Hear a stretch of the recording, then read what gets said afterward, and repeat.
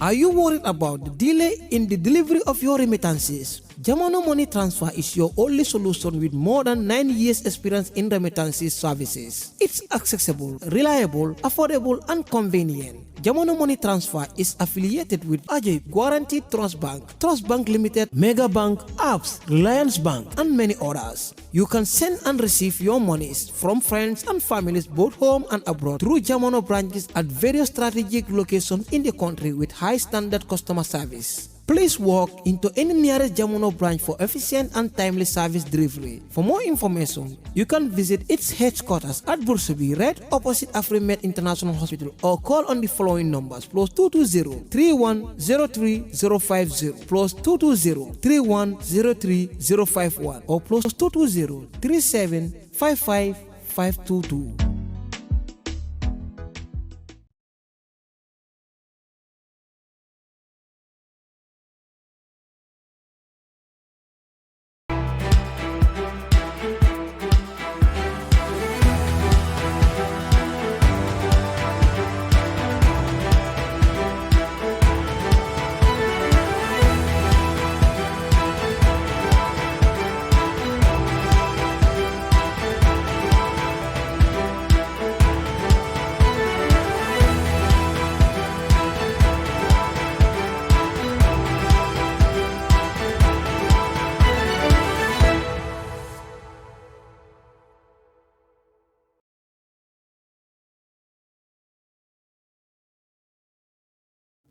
Good afternoon, viewers. You are watching us live on Kairaba News Network. My name is Alkali Cham. This is our weekly news recap. My guest today is a building author, Mr. Alassane Njie, also a student of the University of the Gambia. Mr. Njie, you're welcome to this show. Thank you, my honorable host, Honorable Alkali Cham. It is indeed a great pleasure being here this evening, and I am very much optimistic that we will have a fruitful recap by the end of the session. And then proudly I would say great thank you to the viewers out there, and then be assured that you will get something to go home with. Thank you so very much. As usual, looking at our news items, Minister of Youth allowed Gambia's ascendancy to WAFU presidency. We'll look at that news briefly. Auditor's query, Banjul Road contract. We'll also look at that. Ex-Sami chief says his forced retirement is politically motivated. Mr. Njie, there is a politics in Gambian football. Lamin Kaba Bajo, being an incumbent, is challenged by one Sadiq Kamaso. Recently, Kaba Bajo has gone unopposed at the continental level, that is the WAFU, and he has now assumed a leadership role as a president of WAFU. Would you say that this achievement is an attribute of his good leadership role in managing Gambian sports, Gambian football in particular? Absolutely, I would say yes, and a big yes. You made it very clear, and then this leadership role came unopposed. This has shown how effective and efficient leader he is. So that has granted him this big position in the sub-region. WAFU has been a household football tournament in the sub-region. It brings in the most quality talents across the sub-region. And then Gambia is not a small country in WAFU because we have reached a tremendous success in the competition. Our under-20 has been doing good, and currently they are in preparation to go. So Kaba going on opposed as the president of this subcontinental body, football body, is indeed a clear attribute of his great leadership role. I attest to that. Mr. Sadibu Kamaso, a contender for Kaba Bajo, an incumbent, says that he wants to bring sanity back to Gambian football because the Gambian football has lost its glory. Should I say we are more glorified currently as we speak in football as well as in athletic, let's say in sport in general. However, Kaba being the president of GFF, or should I say, how will I even put it, not actually as the election is about to come, I think the office is vacant right now, they are all pushing and pulling. But Kaba, having served these previous years, absolutely he has tremendously registered a lot of successes in football. From the grassroots level, where he's building mini stadiums across the country, qualifiers for the third division across the country. Look, places like Basse, they have a Ouagadougou team, a team called Ouagadougou in the third tier, the third division of the Gambia. You have, second rather, they are in the second division. Bansang Medical is in the second division. So this is the first of its kind. Before, football was something that was centralized. But I think the approach of Kaba has decentralized football and then has sent it to the length and breadth of the Gambia. So actually, Kaba is tremendously doing well. The Commission for the Political Debate invites Kaba Bajo and Kamaso, and Kaba declined the request, his participation. Don't you think one is right to say that Kaba lose confidence as a result of him, being subjected to a kind of diagnosis by, those that are going to vote for him in the office. Perhaps he's not sure of what he has done in government sports, and he don't want to be assessed publicly. On my own perspective, I think hence it is in the era of politics, it is no surprise to me, and then it won't be a surprise to many people. I'm very sure that when one decline a debate, should I say, program or contest, we have witnessed that politicians has declined, debates in the Gambia. We can attest that Halifa has followed a lot of them, but only few will turn up, or in the end, not many will turn up. I think here it's not like saying that he is siding away from attending the debate, but politically, in my own perspective, I think he would love to stay away from the debate and then focus on building his political muscles to win the hearts of the sport lovers that are entitled to vote in this election. Yeah, so basically, I think it might be his own political tactics, but I am very much aware that the experience, the work effort, the commitment, dedication, and the results Kaba has produced, he will not run away from such debates. Our second news item is Gambians ask contractor Gay to pay over 114 million in taxes. In fact, the float, this Mr. Gay is contracted to rehabilitate roads in Banjul and also work on the drainage and sewage system in Banjul.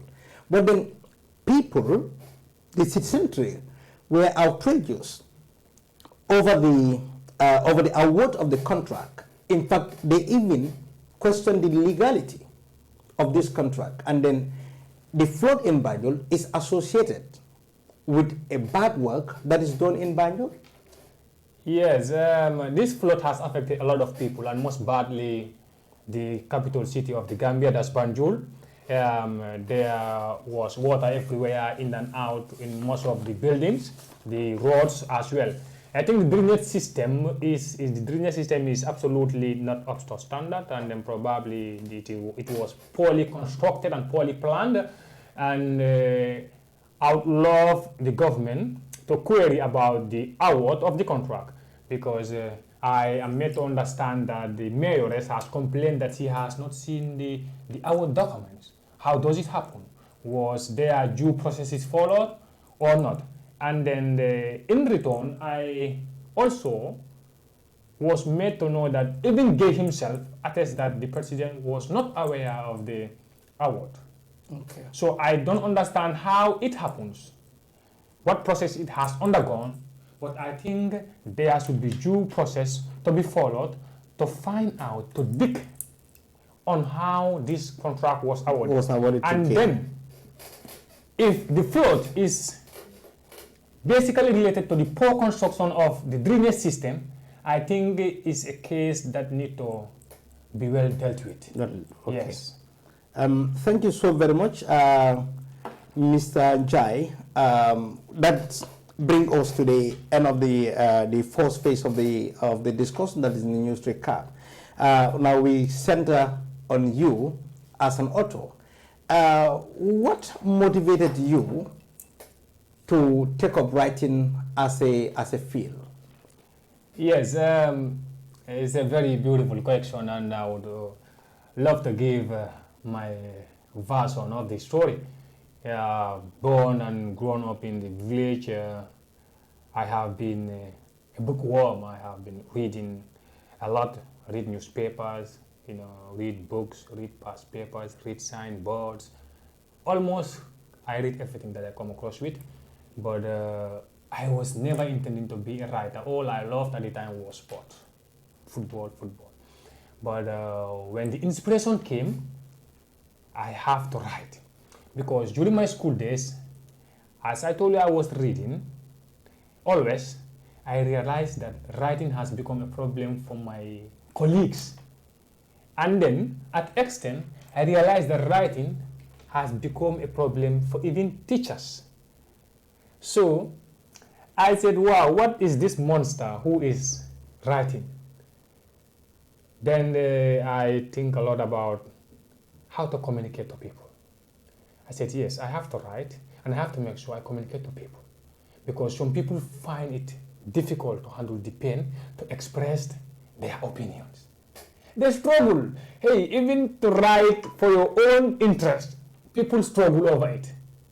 So, I said, yes, let me not be those people who will be afraid to write their opinions. Let me not be those people who will have important ideas in themselves and then don't have the capacity or the courage to communicate to the people. Yes, I read society. I realized that also there are values. This is also another motivation that pushed me to write. It inspired me. I realized that there are so many things in the society that one needs to address. Politically, religiously, socially, morally.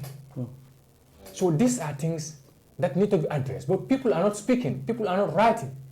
So I said, yes, I think this fear of keeping your ideas in you has to torment me. Yes, I have to write my ideas and communicate it to the people. Maybe there is someone out there who is struggling with a problem that he don't have a solution to, and I have the ideas to put them on paper and communicate to him. And once he reads those ideas, his problem will be solved. Maybe there are ills in the society that I want to communicate to people, but I don't have the opportunity to speak to them verbally, or I don't have the opportunity to call them to come and listen to me. I don't have the opportunity to go and meet them in their houses and talk to them. So all I can do is, let me put this thing on paper, compile it, have a book, publicize it, tell people it is ready and then fit for public consumption, let them read and understand that yes, they can find 1 or 2 problems in the book and 2 or 3 problems, or solutions rather, 2 or 3 solutions in the book as well. You have just authored a book with the title Guidance. And of course, this must be a big challenge to reach to this level. In writing this book, what were some of the challenges, or as an author in general, what are some of the challenges that you might, or you are confronted with in the process of writing this book? Yes, there are always constraints, no matter how they are. Could they be big, minor, or whatsoever? There are always constraints, and then the hard work, persistent courage, and consistency will help one overcome such problems. I experienced problems, of course, but very few problems. When I began writing this book, among other books. I wasn't with a laptop at the time. I was in the village. I have everything on manual. Then I cannot even punch a laptop. Absolutely, buttons I cannot even type. So I didn't have one either. So a problem on how to have this typed was a challenge for me. In the village, I couldn't meet anybody who can help me out. I don't have writers around me. I was independently working on my own. So until when I was fortunate to meet Hazum Cisse in 2019, December 26th, then I told him that I have accumulated a lot of work and I have read a lot of his books. He inspired me. I have been yearning to meet him. He welcomed me, we exchanged numbers, I showed him some of my work, and it's like he wanted to carry me up in the air. He told me, it's like when you are in the village, you are inspired. If you are in the rice fields, you are inspired. So you come up with a lot of this. I said, yes. Then he invited me to his office. I came. When I came, he introduced me to his typist, two of them, at Mango Tree, somewhere in Bakau around the American Embassy. I went, it was hectic. Going and coming, going and coming. Thank God they were easy to deal with. They typed all the work for me. They put it in my flash. Now it was there. Now who will I trust to edit my work? Who will I trust with my work itself so that he don't tamper with it, so that he don't throw it away, or so that he don't devalue it and then take it later on, take it to be his own. Now who to trust was the problem again. Then I was there. Imagine 2019 was the first time I met him, and then this work was done some years even before 2019. And only to be launched this year, 2022. So, you know, it's a long time. So I have been going and coming, going and coming. And I also, Hazum Cisse introduced me to a lot of people, a lot of places, a lot of, you know, trainings. I built up a lot to overcome that challenge of who to trust with my work. Those are challenges that you've just highlighted. But you must pick an inspiration, or you must look at someone as a role model when it comes to authoring a book, which is a very, it's an intellectual journey that is marred by challenges. And of course, in the sub-region, nationally, you must also look up to someone as your role model. Who would you point as your role model in this country? Yes, Hazum Cisse. I read a lot of his books, and then read his poems. I read a lot about him. He is my role model. Hazum is the one who is my role model. Gambian writers. I read a lot of Gambian books. In fact, I read almost 90% of Gambian authors, their books. But Hazum, I find his work unique. It inspired me. I even use his work to address my students when I was a teacher. So Hazum is my role model in the Gambian perspective. As a writer, what pleasure could you derive from writing? Yes, when the inspiration comes, it's like, you know, it is a thrill. You know, should I even call it the Michael Jackson album entitled The Thriller? You know, when it comes, you are, you know, in a very good mood. You are prepared to put it down because, you know, inspirations comes at different times, you know, different moods. So when the inspiration comes, when it is matured, you are very much eager to get a pen and paper to write. So I have the pleasure to write, and to write in a very quiet place. Yes. You have authored a book called Guidance. Could you tell us what is embedded in this literature item? Yes, as the title has said it all, Guidance. It's a book that is well-fitting. It is a well-fitting societal instrument that teaches respect, responsibility, and success. It is a book that has been carefully written to ensure standard and credibility. It's a book with rich content. As I state that it teaches respect, responsibility, and success. And in that case, every line read is a problem solved, and every problem solved is a gained confidence. So this book, morally, intellectually, it is guided with wits and wisdom that someone can intellectually derive from it, as the title entails again. I am very proud that there won't be anybody who might read this and tell me you don't find something important. The feedbacks already has said all. After I launch it, that very day of the launch, almost all the copies are gone, and as we speak, it was 2 weeks after the launch, copies were gone. Right now it is out of store, and I got positive feedbacks. So this has told that the information in this book is worth it. Frankly, it is a good material to be read. What can this contribute to the moral upliftment of our society?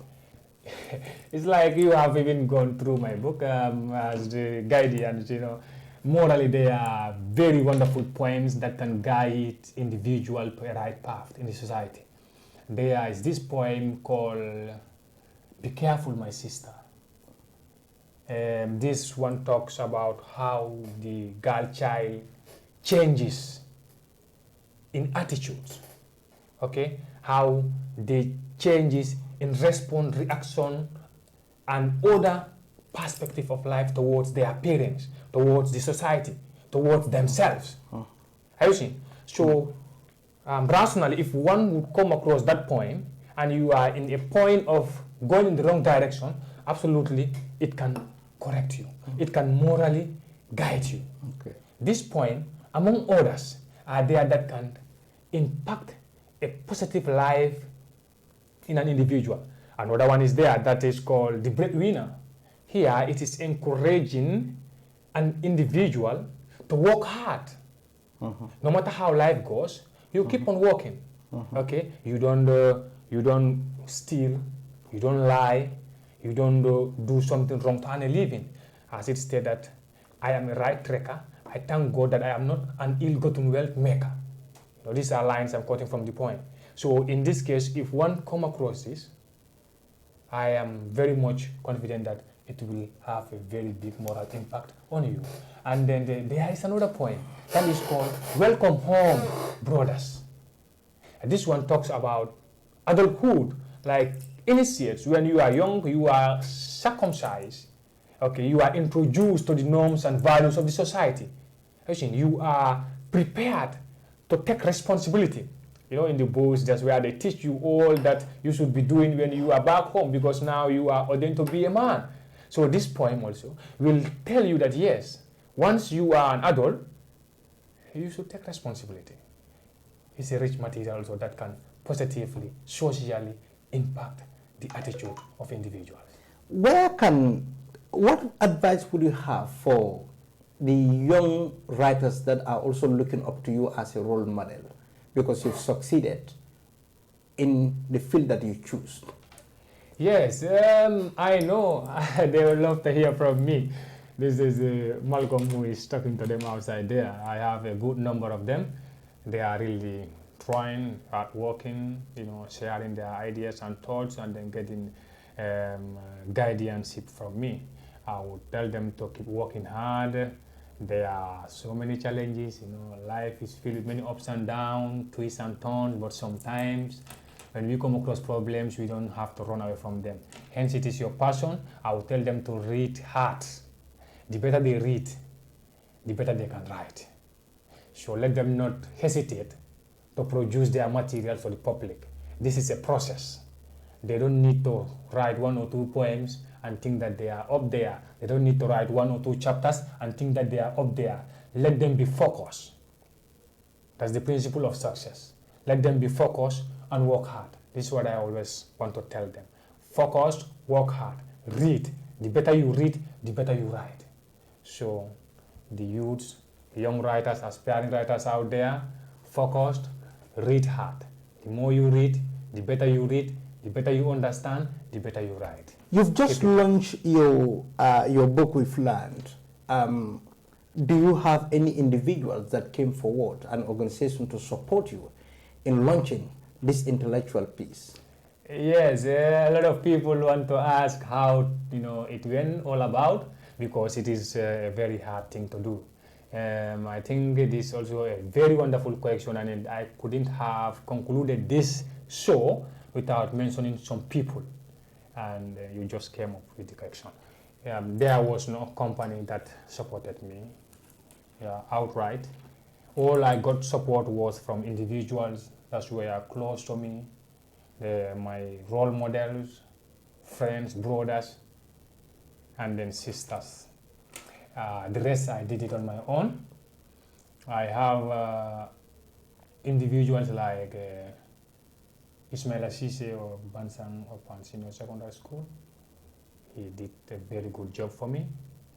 We have Jibril Jaju of Banjulinding. He did good for me.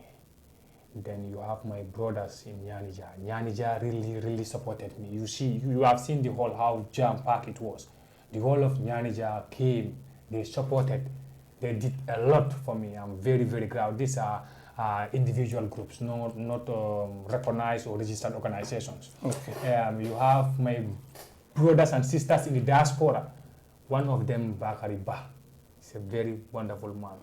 He has been helping me for him, not even only because of the book launch. He has been supporting my literary career for a long time. Yes, okay. We have Adi Boy in the UK. We have Abdullah Jani. He's also a very good brother. These are good people that helped me. Salaba did tremendously well for me. And then Sidin Jai, my own brother, he did a lot of good things towards the launch of the book. And then he pledged about 100 copies, I think. Yeah, he bought 100 copies from me. Yeah, and then he gave me the cash check, submitted the copies. It was just fantastic. Okay, so this is a thrilling journey. And of course, do you hope to write more books, or this is just the first and last intellectual challenge that you may go through? No, I am a seasoned writer. I told you that I've been in the village and then writing for many years. If you have seen about the author, you would know that I am not only a poet, but also a playwright, a motivational quote writer, a motivational speaker, a folktale collector, and a songwriter as well. So I am a writer of almost all the genre of literature. I hope to publish more books. A lot of books are on the pipeline. And if there is the financial muscle, I can publish a book as soon as possible, one after the other, probably in an interval of few months, I would say. But because of probably the constraint that I might face, it might take me at least a long duration before I bring another one. But there are a lot of books that are already in the store. They are just waiting to be launch. Okay. Finally, we understand that you also manage one of the biggest literary clubs in this country. Could you tell us about this organization and the membership capacity? Yes, Literary Success Club has been alive for some years now, and then we have a very wonderful historical literary track record. We have been going wild across the country, successfully bringing young, vibrant boys and girls together, and then they help build their literary capacity in many ways possible. The membership is across the country here at Obase, a very large membership, and then we have been basically engaging them on literary techniques, on how to write, how to speak, and then we organize them trainings, literary trainings. We organize them competitions as well. And as I speak, September we should be having an award ceremony for them for an essay competition we have organized that was also competed across the country. And as well, we will be organizing a workshop on copyright issues. We call it the author and the copyright. All these things is for our membership. So our membership is large.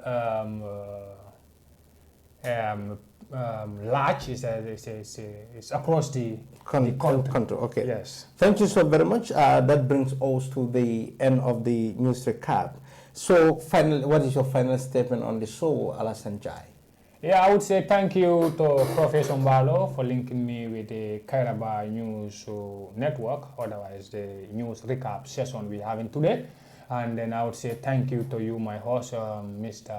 Alkali Cham. You are so much eloquent as Barack Obama. And then I would say thank you to the viewers outside there. And I would say I hope they enjoyed. This is Malcolm. He's always trying to make you proud. And then with your great support, inshallah, I will keep pushing and I will never give up. Thank you. Thank you so very much. That brings us to the end of the show. Until we come your way again next week, my name is Alkali Cham. Bye for now.